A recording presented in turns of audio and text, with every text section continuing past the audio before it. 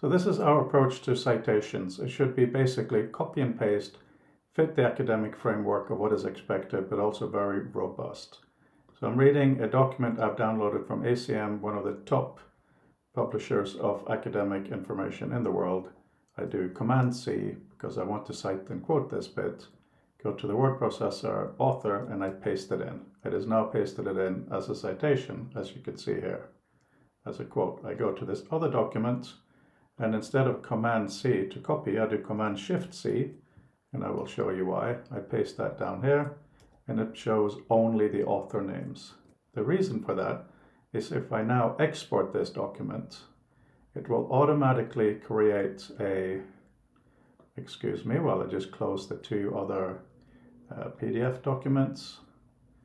So here is what was exported as cover page with not a lot on it.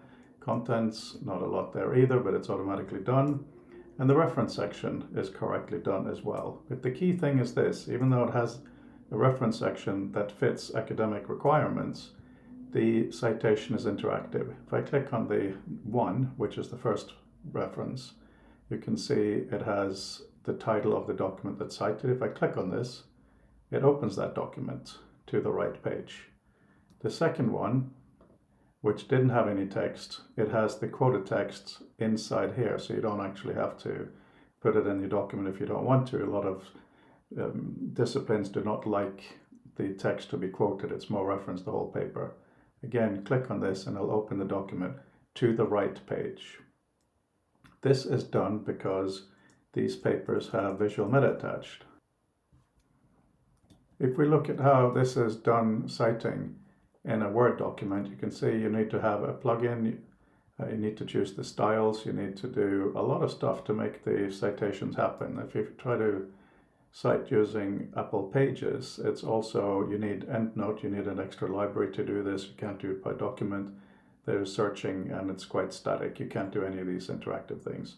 So thank you for having a look at this really simple approach to citing, which is fast and robust, based on just putting more information in the appendix of the document, which is very parsable for software engineers, and humans can also read it as well. There's one more thing that I'd like to show you. If I copy from a multi-author document like our own Future of Text series, just like this, as you can see this was authored by Fabian, and I paste that, it pastes it citing not the author of the main document, but of that section. As you can see here, I am the editor of this document, so I'm listed down here as I should be. So if I now export this document, I'm going to call it Cite 2 to the desktop, and I'll close this original, actually to make sure it doesn't open on the same thing, just because it was there. Go to a random page, close it, and as you saw before, here's the text. I click on 3, it shows everything he said. You click on this and it opens the document to that page.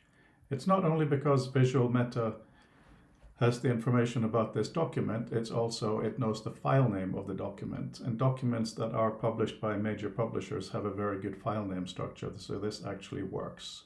So anybody in the field who is reading this document are very likely to also have downloaded the sources, so this is how things can connect instantly without having to go to download pages for every single citation. Thank you so much for watching this to the end.